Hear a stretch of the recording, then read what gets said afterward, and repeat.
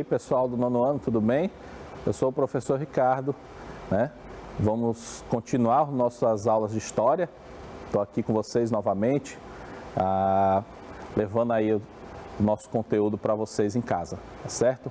Espero que vocês tenham aproveitado, né, o descanso que vocês tiveram, né, desses 15 dias e que tenham aí renovado suas forças para a gente seguir em frente nessa luta, tá bom? Vamos lá, hoje a gente vai falar sobre essa democracia no Brasil de 45 até 1964, tá bom? Nós encerramos o bimestre passado falando sobre a Segunda Guerra Mundial, né? A gente estava tratando mais da história geral e agora a gente vai voltar para o Brasil e esse mês agora todo nós vamos falar só sobre a história do Brasil, tá bom? Esse processo de democracia no Brasil de 1945 até 1964, culmina lá com o finalzinho da Primeira Guerra.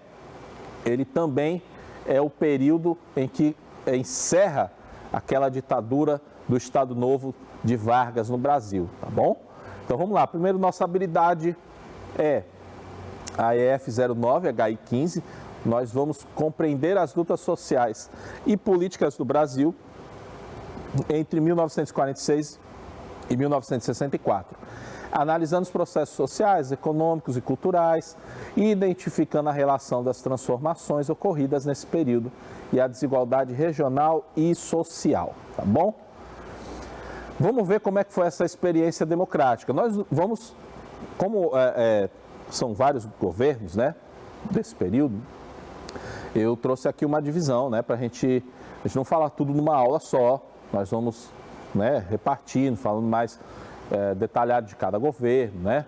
E aí, hoje nós vamos falar especialmente do governo do Eurico Gaspar Dutra, que foi o primeiro nesse processo, e o do Vargas, tá certo?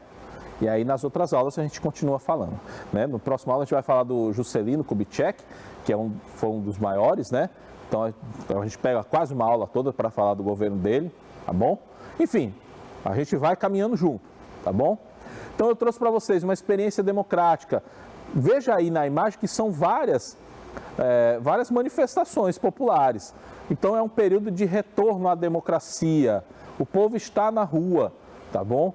E aí você vê que a democracia ela tem que ter isso mesmo, né? Tem que ter manifestações, tem que ter os debates, né? Senão não é democracia, né? E aí quando se encerra essa ditadura do Vargas, existem dois projetos de nação, tá certo? Primeira coisa que nós queremos que você entenda é isso. Existem dois projetos de nação para o Brasil. Um projeto é o que a gente chama de projeto nacionalista, inclusive liderado pelo próprio Vargas. O que é que previa esse projeto nacionalista, né? A ideia de que o Estado devia intervir na economia, primeira coisa, investindo em áreas estratégicas, né, como petróleo, siderurgia, transportes, e incentivando os investimentos privados. A ideia do Vargas, se você for lembrar lá do governo do Vargas, dos 15 anos de governo do Vargas, tem isso aí, né? O Vargas ele promove isso aí. A entrada do capital estrangeiro, que eram os investimentos de fora, ele devia ser controlado pelo Estado, né? Que também deveria regular as remessas de lucros para o exterior. Então, se vem empresas de fora para se instalar no Brasil, esse processo de entrada desse capital estrangeiro tem que ser controlado pelo Estado. O Estado brasileiro é que vai dizer se pode ou não pode essa empresa de fora do país se instalar no Brasil. Outra coisa, elas se instalando no Brasil, o que eles lucrarem aqui no Brasil tem que ser também controlado pelo Estado, tá bom? Por último, o governo devia manter uma posição de independência em relação aos Estados Unidos. Manter uma posição de independência. Nós vamos explicar isso aí porque esse processo todo está dentro de um contexto, que é o contexto de Guerra Fria, tá bom? Eu vou explicar melhor para vocês. Vamos falar primeiro dos projetos. O outro projeto era o projeto liberal. Esse aí era um projeto que era liderado pelo Carlos Lacerda, que era um político que era contrário ao Vargas, né? Sempre foi muito contrário ao Vargas, chamado Carlos Lacerda. Então vamos lá, como era esse projeto liberal? A economia devia caminhar com a menor interferência possível do Estado. Então aí já tem o contraponto. Então o Estado ele não tem que intervir na economia. É um projeto aí liberal, né? Devendo ser regulada pelas próprias leis de mercado. O desenvolvimento devia apoiar-se nas empresas privadas, nacionais e estrangeiras. Então o Estado devia intervir o mínimo possível, o mínimo, tá? Então desse processo, né, desse projeto liberal, o Estado ele não deve intervir de forma alguma na economia, né? Olha lá, os capitais e as empresas estrangeiras deviam ter liberdade para atuar no Brasil. Também, olha aí, outra ideia diferente. Inclusive quanto à remessa de lucros. Então, o Estado não deve controlar também quem vem para o Brasil, que empresa estrangeira vem para o Brasil, não. Elas podiam atuar livremente, tá? O governo brasileiro devia se aliar aos Estados Unidos de forma incondicional, ajudando-os a combater o comunismo, tá bom? Então, nesse projeto liberal, a ideia é se aliar aos Estados Unidos e combater o comunismo, tá? Então, são os dois projetos que existem. Quando a gente for tratar todo esse período aí, de 45, né, até 64, você vai ver que tá ali, ó, os dois projetos no embate. Então, quando o presidente assume, você vê pelas ações que ele toma, ó, esse cara aí tá adotando esse projeto nacionalista. Ah, esse outro aí tendeu mais para o projeto liberal. Então, você vai perceber, quando a gente for falando de presidente para presidente, qual era o projeto que ele tinha para a nação, pelas ações que ele, né, fazia. Vamos falar desse contexto. Qual é o contexto que nós temos, né, um contexto o geral, né, desse período? Ele é um contexto de um mundo bipolarizado. Professor, o que é isso? Né? Quando acaba a Segunda Guerra Mundial, duas grandes nações surgem, duas superpotências, são os Estados Unidos e a União Soviética.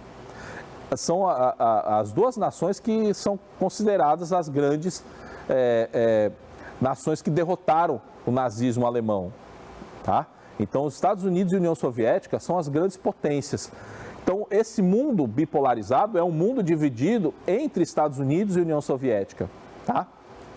Então, nesse contexto é que surge a Guerra Fria, né? Essa Guerra Fria é uma expressão que a gente utiliza para designar essa disputa, né, pela hegemonia mundial entre Estados Unidos e União Soviética. É chamado Guerra Fria por quê? Porque é uma paz armada, ou seja, não existia um confronto direto entre Estados Unidos e União Soviética, nunca existiu esse confronto. Muito pelo contrário, o que aconteceu eram confrontos em áreas periféricas, né? Então, às vezes, os soldados iam lutar em regiões muito afastadas, né? Na Ásia, né? Principalmente na Ásia, onde aconteciam esses conflitos. E aí, não era uma disputa direta entre Estados Unidos e União Soviética. Eles lutavam por essas áreas de influência, tá? Então, era estender a sua influência sobre a maior região possível. Então, essa Guerra Fria ela não foi um confronto direto entre Estados Unidos e União Soviética. E aí cada um defendia uma ideia. A União Soviética fazia parte desse bloco socialista. Então, ela queria levar essas ideias socialistas, né, para a maior área possível de influência. Enquanto os Estados Unidos defendiam a bandeira do capitalismo e faziam a mesma coisa. Tentavam levar essa bandeira para a maior área de influência possível. Tá certo? Houve um grande investimento em armas, especialmente armas nucleares, né? Os Estados Unidos foram o primeiro país a desenvolver, né, as bombas atômicas, e aí a gente viu que lá no finalzinho da Segunda Guerra eles utilizaram, né? E aí depois a União Soviética desenvolve a mesma tecnologia. Ao longo do tempo a tecnologia vai se desenvolvendo e eles criam armas que tinham um poder de destruição até maior do que essa bomba atômica utilizada lá no Japão. Era a bomba H, né? Nós vamos falar disso aí em outros momentos, mas ela tinha um poder de destruição 10.000 vezes maior do que uma bomba atômica, tá bom? Só para vocês terem uma ideia do desenvolvimento da tecnologia. Vamos lá, então como é que foi o fim do Estado Novo no Brasil? Né? O Estado Novo foi a ditadura do Vargas, tá? Então, tudo tem a ver com a participação brasileira na guerra ao lado dos aliados. Então, o Brasil foi para a Segunda Guerra lutar contra a ditadura nazista, mas no Brasil se vivia uma ditadura, a ditadura do Estado Novo, liderada pelo Getúlio Vargas, né? Como assim? A gente vai lutar lá para libertar os europeus, mas nós aqui mesmo estamos vivendo uma ditadura. Então, aí é o primeiro ponto de choque, né? Depois, aparecem os movimentos de redemocratização, ainda em 1943, né, com o Manifesto dos Mineiros, exatamente criticando essa postura do governo de ser um governo ditatorial, e a gente está ali lutando pela liberdade, né, na guerra. A gente manda nossos civis, nossos militares para lutar na Segunda Guerra, pela democracia, pela liberdade, mas nós vivemos sem ela, tá bom? Então existia uma grande oposição ao Vargas.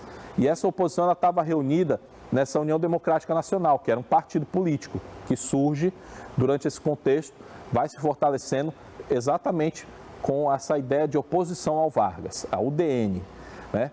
Ainda dentro desse contexto, do final do Estado Novo, existem aqueles que defendiam Vargas, né? Que era chamado movimento queremista, porque o Vargas ele tenta, de alguma forma, ir cedendo para retornar à democracia, mas retornar à democracia com ele chefiando, inclusive, o próprio processo democrático, para ele mesmo se tornar o presidente, né, nessa nova democracia. Então, tem esse movimento queremista de quero o mesmo Vargas, tá? E aí ele começa a se fortalecer, só que aí vem um golpe militar que vai destituir o Vargas, exatamente prevendo que o Vargas ia tomar novamente o poder, né?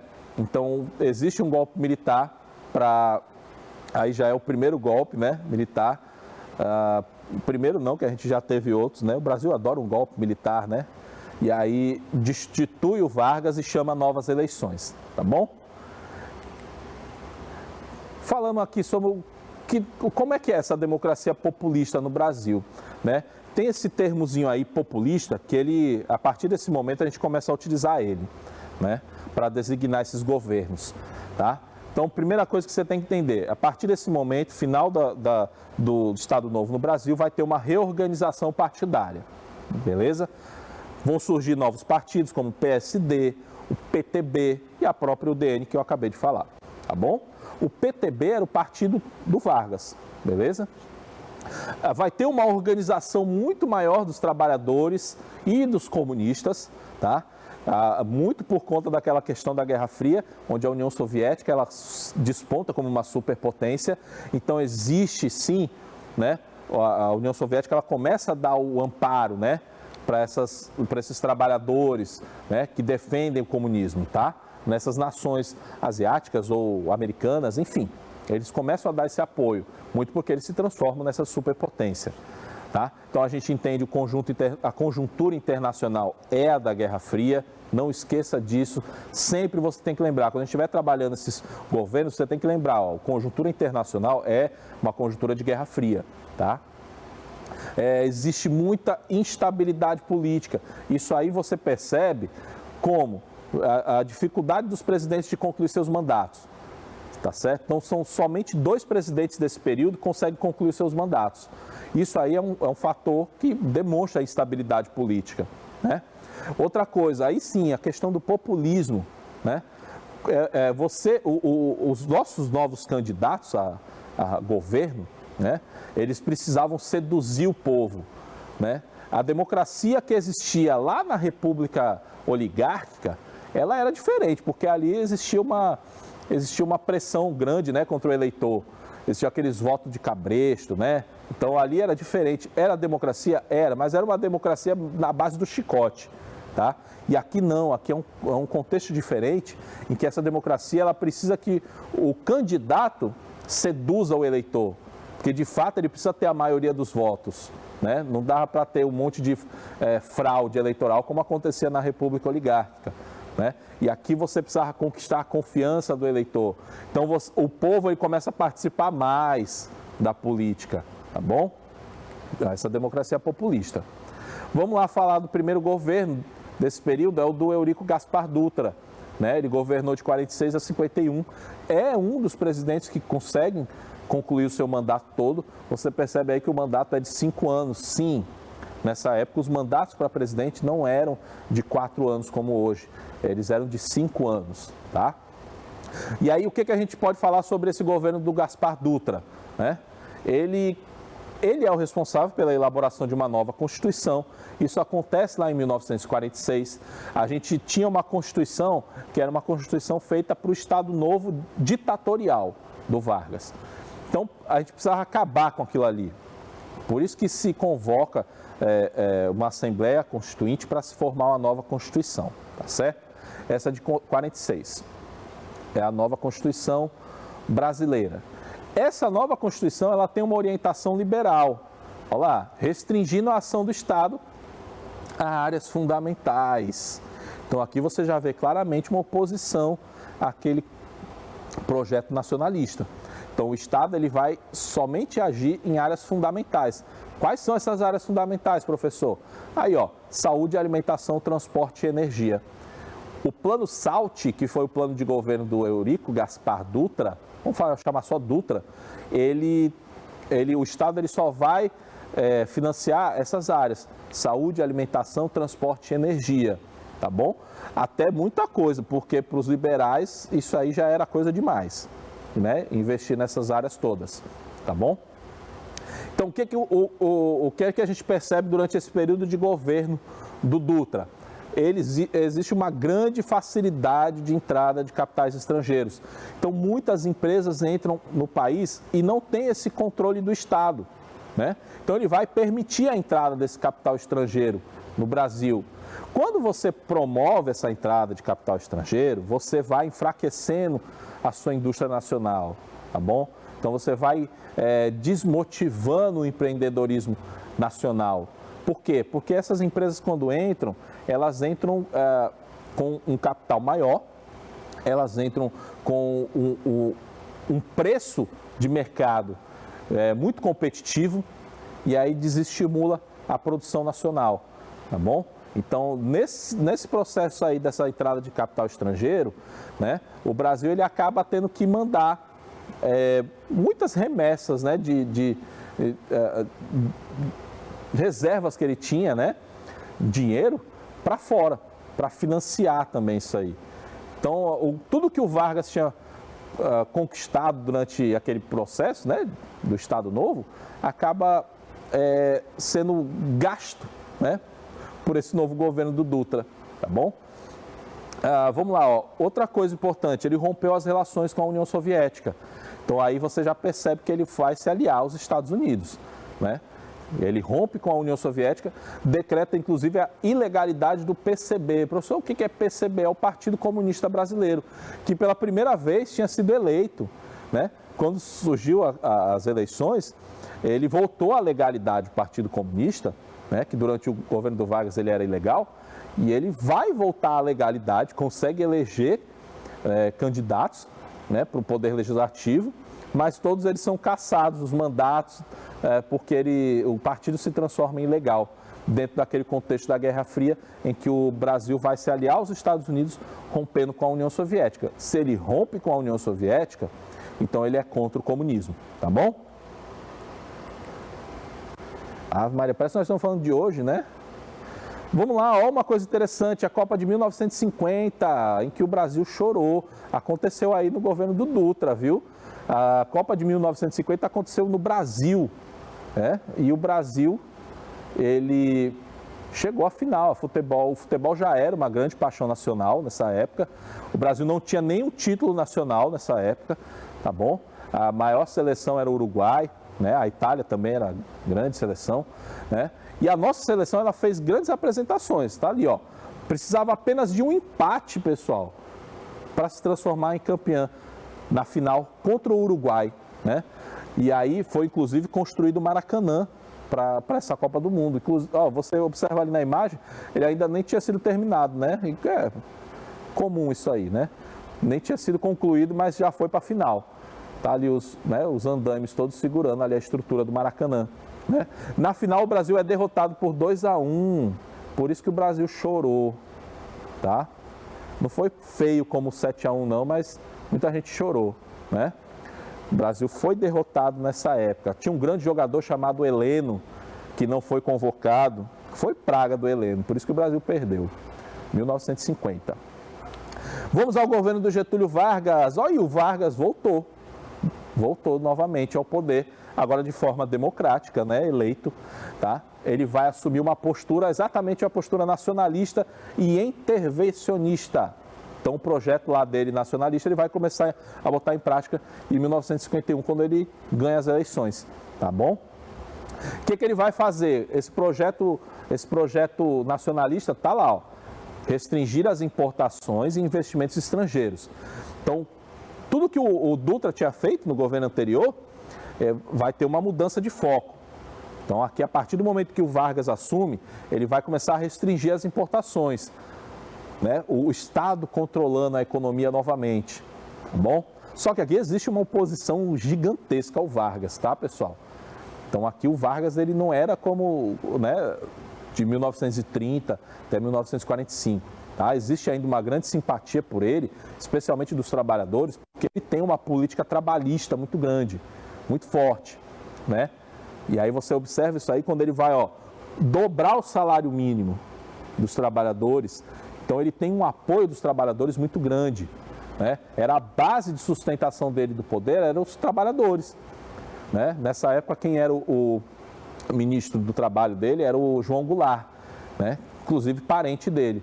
Então ele tem essa ideia, né, de dar essa assistência ao trabalhador, porque era a base, né, que sustentava ele politicamente, eram esses trabalhadores. Então ele dobra o salário mínimo, tá? Aumentando o poder de compra dos trabalhadores, tá? Outra coisa, ó, vai fundar, desse governo do Vargas, é que vem a criação do BNDE, que é o Banco Nacional de Desenvolvimento Econômico, depois se transformou em BNDES, tá? Em 1952, a Petrobras, viu, pessoal, é desse período, 1953, foi criada por ele, tá bom?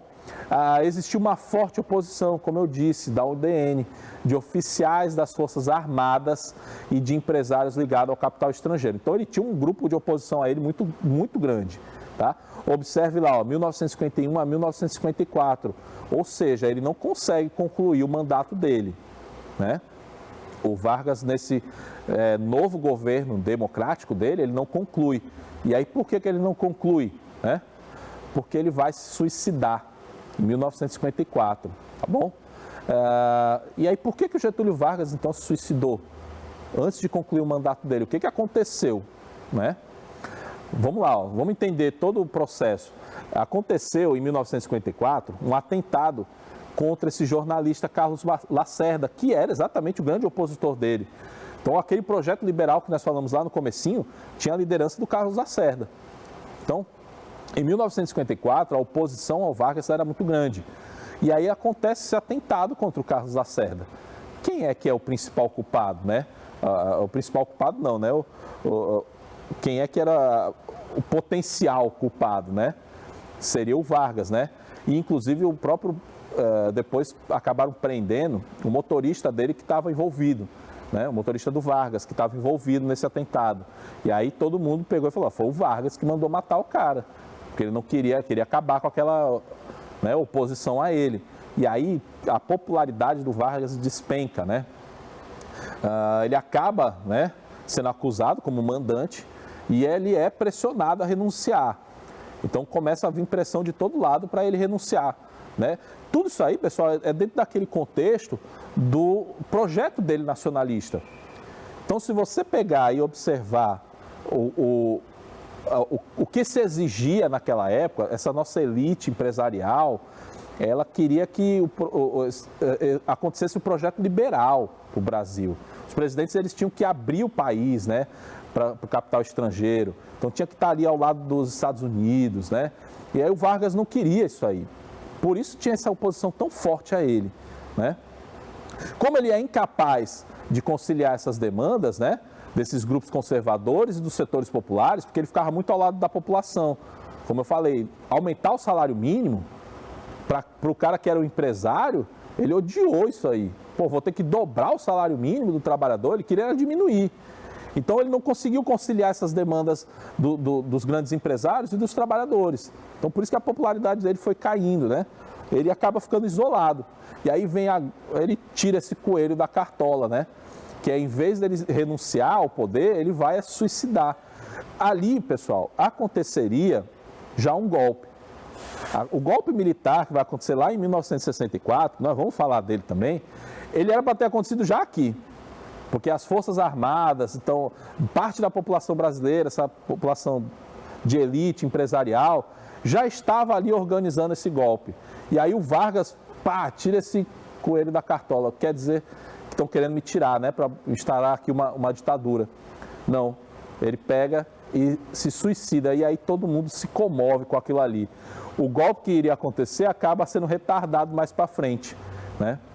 E aí o processo democrático se fortalece, tá bom? Com o suicídio dele. E aí existe na carta testamento, né? Ele vai acusar a oposição de lutar contra os interesses do povo. Por isso que aí vai uma maioria esmagadora para as ruas, né? Para ficar ao lado do Vargas, né? Mesmo ficar ao lado dele não, defender as ideias dele, né? Porque ele já estava morto, tá bom? É isso aí, a nossa aula chegou ao fim. Então veja aí, ó, hoje eu trouxe para vocês um provérbio chinês, tá? Algum chinês disse isso aí. Podemos escolher o que semear, mas somos obrigados a colher aquilo que plantamos, tá certo? Esse chinês disse essa frase aí muito interessante, né? Gente, é isso. Fiquem com Deus, um grande abraço e até a próxima, tá?